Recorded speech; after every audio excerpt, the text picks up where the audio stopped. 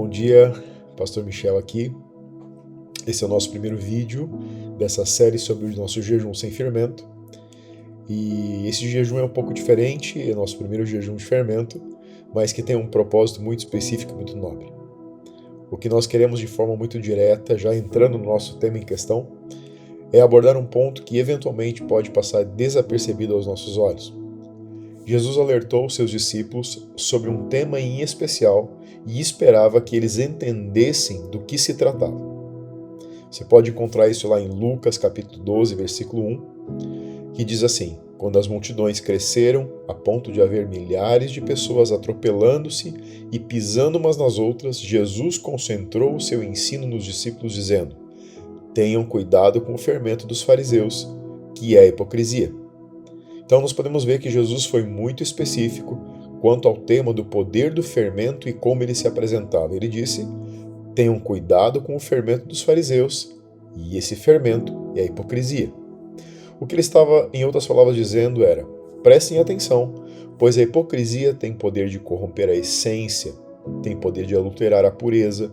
Ele é uma mistura que leveda aquilo que toca.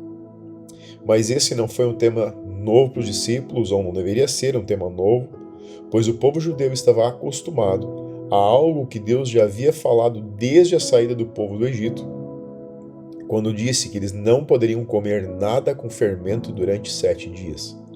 Você pode depois conferir isso em Êxodo capítulo 12, versículo 15, onde diz assim: durante 7 dias comerão pão sem fermento, no primeiro dia da festa removerão das casas qualquer mínima quantidade de fermento. Então, o objetivo desse mandamento dado por Deus, antes de tirar o povo da escravidão no Egito, era celebrar uma festa ao Senhor, lembrando o seu povo que Deus buscava pureza neste povo.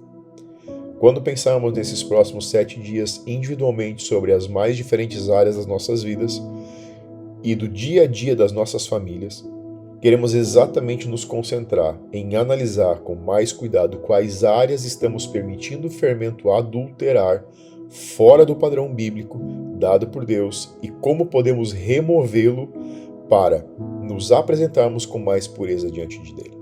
Então, Jesus estava lembrando seus discípulos exatamente o que Deus havia instituído milhares de anos antes, que ele estava buscando um povo puro, sem mistura, sem pecado, uma nação santa, um sacerdócio real. Um povo para chamar de seu. Então, nesse primeiro dia, tirando o fermento, vamos falar sobre nossas palavras, o poder das palavras. Provérbios capítulo 18, versículo 21 diz assim: a morte e a vida estão no poder da língua, e o que bem a utiliza, come do seu fruto. O que bem a utiliza, come do seu fruto. Uau! Que afirmação sólida! Isso quer dizer que o que falamos são, na verdade, declarações que estamos fazendo, são decretos. Nossas palavras são como um tipo de alimento. Elas alimentam a vida ou alimentam a morte. Muitas vezes, determinadas situações nos levam a falar certas coisas sem pensar nas consequências. O fato é que, por não ver a consequência do que nós estamos declarando imediatamente, não significa que não há poder na nossa declaração. Lembre que o versículo diz que é como um fruto. Então pense nisso. O que eu não diria se eu pudesse ver concretizado imediatamente pelo poder da minha palavra?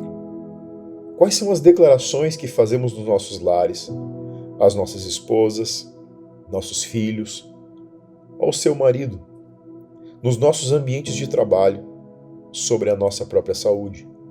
Xingamentos que usamos que não deveriam sair da nossa boca, mas que usamos de forma muitas vezes leviana, porque não consideramos que nossas palavras continuarão a ecoar até concluir a obra para a qual elas foram pronunciadas. Você já pensou que a Bíblia diz que céus e terra foram criados a partir do poder da palavra de Deus? E que nós, como filhos de Deus, carregamos poder em nossas palavras? Nossa proposta para o dia de hoje é que possamos tirar um tempo em família e começar nosso jejum de fermento, tentando entender juntos quais palavras estamos falando que não trazem bênçãos para as nossas vidas e famílias? Quais palavras estamos declarando que Jesus não diria sobre nossas esposas, sobre o seu marido, sobre os seus filhos? Quais os assuntos que nós temos falado que não refletem o amor de Deus ou o amor pelo nosso próximo? Quais são os comentários, muitas vezes julgadores, que executamos e se tornam sentenças em nossas bocas sendo proferidas? Nossa sugestão é de que você possa tirar alguns momentos todos os dias, primeiro sozinho, para que se torne uma verdade no seu coração, e depois em família, se você tiver a sua família com você, sobre cada um desses temas diários. Tire um tempo para meditar, tirar um tempo para se arrepender. A ordem do Senhor era de que o fermento não deveria ser somente identificado, mas ele deveria ser removido da casa do povo hebreu. E terceiro é orar pedindo perdão. Minha oração nesse dia é que o Espírito Santo nos leve a encontrar o fermento que tem transformado, modificado, adulterado nossas palavras para que elas venham somente a abençoar aqueles que amamos. Que Deus abençoe sua vida nesse dia e que a luz ilumine suas palavras e tudo o que você disser.